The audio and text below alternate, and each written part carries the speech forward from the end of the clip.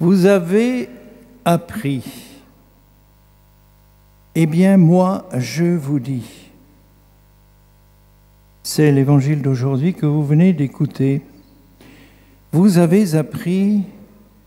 Eh bien, moi, je vous dis. Et l'homme qui s'exprime ainsi, c'est un homme qui est Dieu.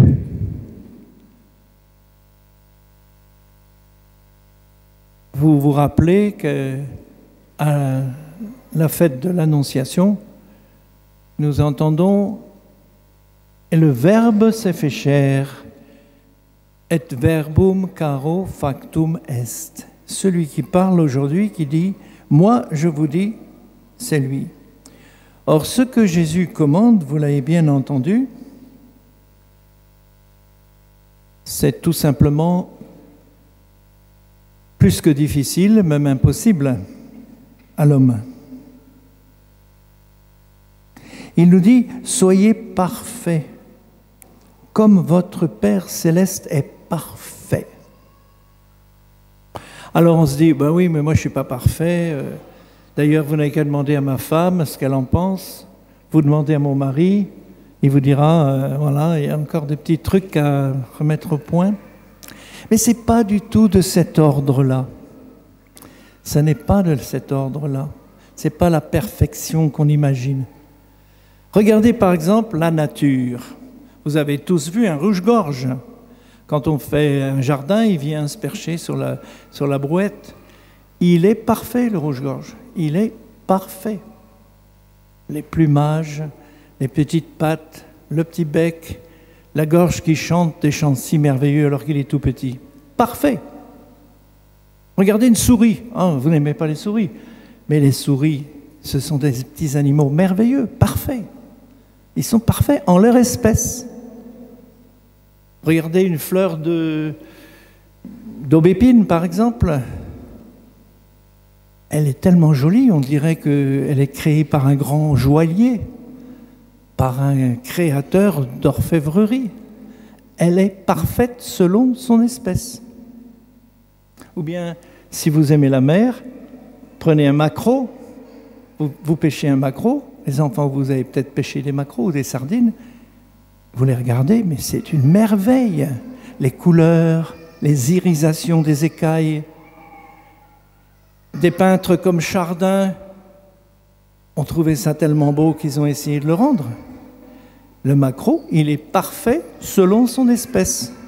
Alors maintenant, l'homme et la femme, c'est pas du tout pareil. Il y a une grande différence. Vous avez vu qu'on a encensé l'Évangile. Comme je disais l'autre jour, c'est pas pour faire tousser le prêtre qu'on met de l'encens, ni pour faire cracher des gens qui disent « Ah, c'est mauvais pour moi ». Non. C'est parce qu'on encensera aussi tout à l'heure tous, parce que nous sommes, selon la volonté de Dieu, comme l'a dit la lecture d'aujourd'hui, temple de l'Esprit.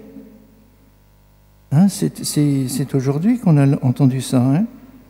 Vous êtes sanctuaire de Dieu.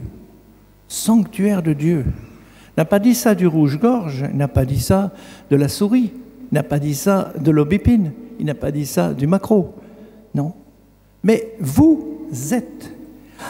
C'est ça qui donne le vertige. Alors la perfection pour l'homme, c'est pas d'être impeccable, bien musclé, d'aller faire du bruit dans sa voiture en traversant les rues très vite. C'est pas ça du tout, du tout, du tout. La perfection.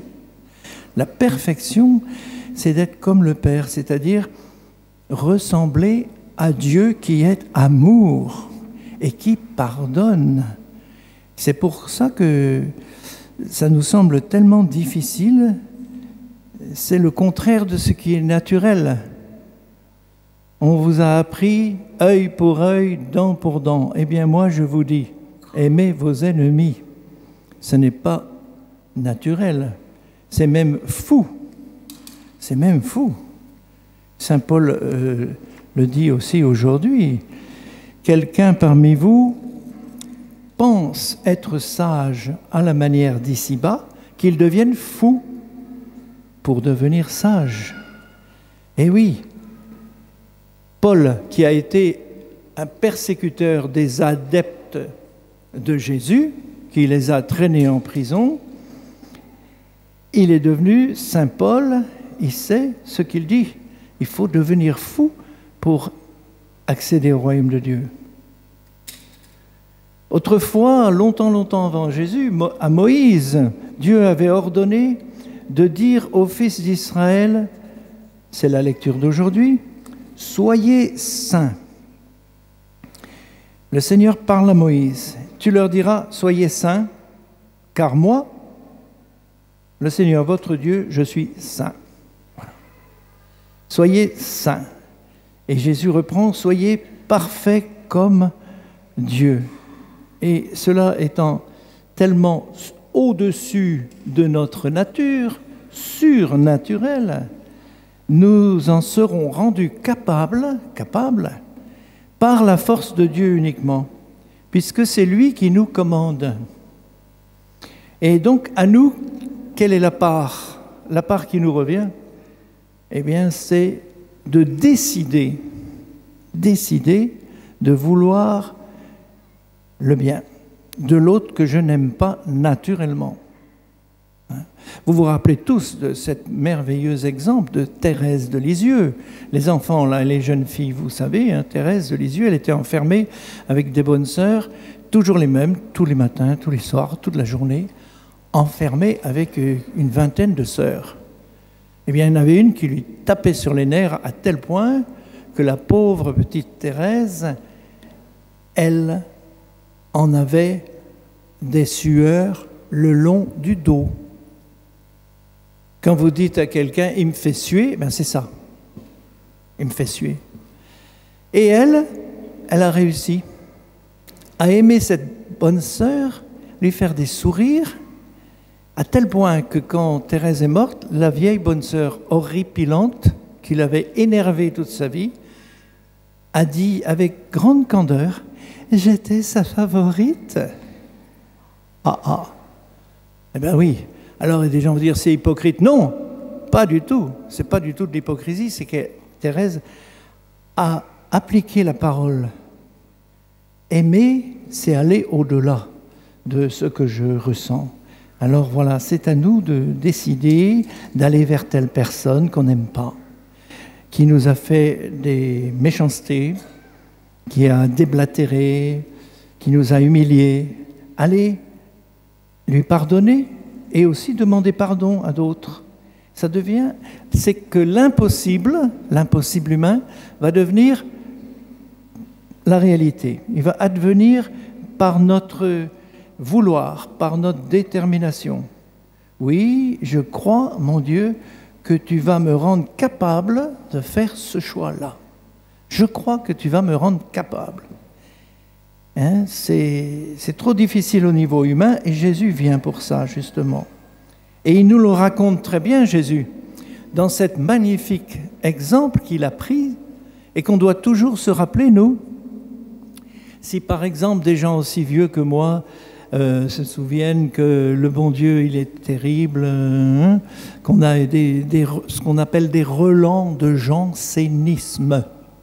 C'est-à-dire que, ouais, on est toujours en train de courber la tête. Si on a ces tendances-là, pensons tout de suite au Dieu que Jésus nous présente. Le Dieu que Jésus présente, c'est celui qui est dans l'histoire, qu'il a inventé. Un père avait 2 fils. Vous la connaissez bien, l'histoire. Eh bien, ce pauvre père qui a été renié par son fils, et le fils est un imbécile qui a été gaspillé son argent, comme font beaucoup de gens, à faire des stupidités. Il fait le grand seigneur, il paye la tournée à tout le monde, il a une belle bagnole, il fait n'importe quoi, tout le monde est baba devant, c'est une star, il a plein d'amis, puis le jour où il n'a plus de fric, le jour où il n'a plus d'argent, tiens, les amis ont tous disparu. Eh bien, ce pauvre garçon, qu'on appelle enfant prodigue, oui, il est plus que prodigue, il est ingrat, idiot, mais pas complètement idiot, parce qu'il se dit, chez mon père, j'avais à manger. Donc il va revenir. Et le père l'attendait tous les jours à la porte. Voilà le Dieu le Dieu qui nous aime. Et voilà la ressemblance. Nous avons à demander d'aimer comme lui. C'est ça l'objet de notre prière aujourd'hui. Amen.